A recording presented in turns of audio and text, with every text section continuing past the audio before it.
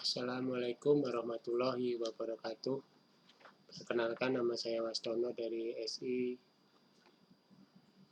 402. Di kesempatan kali ini saya ingin berpresentasi tentang penjelasan alur transaksi, dokumen yang diperlukan, serta divisi atau bagian yang terkait dari flowchart yang sudah saya buat pada saat tugas.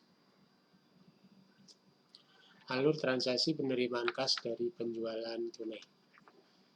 Penjelasan tentang alur transaksi penerimaan kas dari penjualan tunai, termasuk dokumentasi yang diperlukan dan peran setiap divisi terkait, akan disiapkan dalam presentasi ini. Alur transaksi penerimaan kas dari penjualan tunai. Yang pertama, penjualan tunai. Pelanggan membayar secara langsung atas barang atau jasa yang diterima. Yang kedua, pencatatan transaksi. Divisi akuntansi mencatat penerimaan kas dari penjualan tunai di buku harian. Yang ketiga, penyetoran kas. Divisi keuangan menyetorkan kas ke rekening bank perusahaan. Dokumen yang diperlukan. Faktur penjualan. Dokumen yang menunjukkan rinci barang atau jasa yang dijual dan harga total yang harus dibayar. Yang kedua, bukti penerimaan kas. Dokumen yang membuktikan penerimaan pembayaran dari pelanggan. Yang ketiga, laporan penerimaan kas harian. Dokumen yang merangkum total penerimaan kas dalam satu hari. Divisi bagian yang terkait. Divisi penjualan bertanggung jawab atas penjualan barang atau jasa kepada pelanggan. Divisi akuntansi mencatat transaksi penerimaan kas dari penjualan tunai di buku harian. Divisi keuangan menyetorkan kas yang diterima ke rekening bank perusahaan. Flowchart penerimaan kas dari penjualan tunai. Yang pertama, penjualan tunai. Pelanggan membayar secara langsung atas barang atau jasa yang diterima.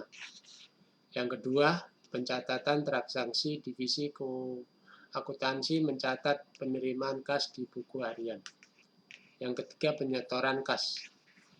Divisi keuangan menyetorkan kas ke rekening bank perusahaan. Peran dan tanggung jawab setiap divisi bagian. Divisi penjualan menerima pembayaran tunai dari pelanggan dan menerbitkan faktur penjualan. Divisi akuntansi mencatat transaksi penerimaan kas pada buku harian dan menyusun laporan keuangan.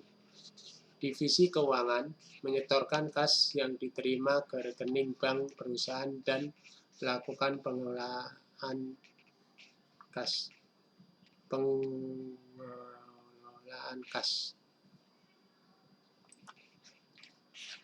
Manfaat memahami alur transaksi penerimaan kas dari penjualan tunai. Kontrol internet. Memahami alur transaksi dapat meningkatkan kontrol internet dan mengurangi risiko penyalahgunaan kas. Efisien operasional. Alur yang jelas memungkinkan proses penerimaan kas berjalan lebih lancar dan efisien. Integrasi data. Dokumentasi yang lengkap memastikan integrasi data akuntansi dan pelaporan keuangan.